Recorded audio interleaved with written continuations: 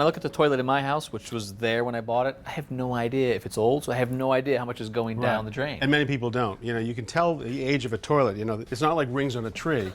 You can look inside a toilet tank, and oftentimes, if it's an older unit, you can see the date of manufacture stamped in here. Yeah. And on a modern toilet, you'll actually see the gallons per flush right there, so you know. If I don't see the rating, but I see the date, what date matters to me? Well, in the early 90s, they passed a law that said no toilet can be manufactured that used more than 1.6 gallons per flush. So a newer toilet is my Right, so friend. about 20 years ago. So now, the first days of that were awful, Kevin. They didn't work well. You have to flush them twice. People hated them. They've gotten better and better and better. Now they've gotten so good that they now actually have another layer of certification available on top of it. You can see right here, this is called WaterSense, this label right here. Yep. Now this is much like the Energy Star we have for computers and appliances, right?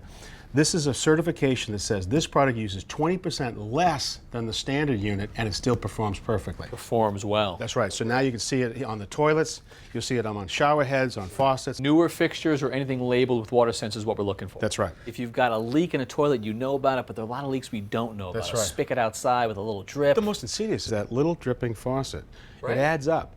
A dripping faucet can be up to 3,000 gallons every year. That much? Right. And 10% of American houses lose 90 gallons a day to water leaks. Wow. So what do we do to protect against that? Well, here's an interesting innovation. This is a water meter. Looks like any water meter, but it ships out in real time to either a smart device and or the utility your consumption. This is daily consumption right here.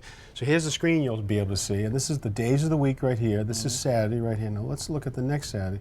Saturday's a big use day. Looks like it's either the laundry day or like at your house, bath night at the O'Connors. Well, information is clearly power, right? Absolutely.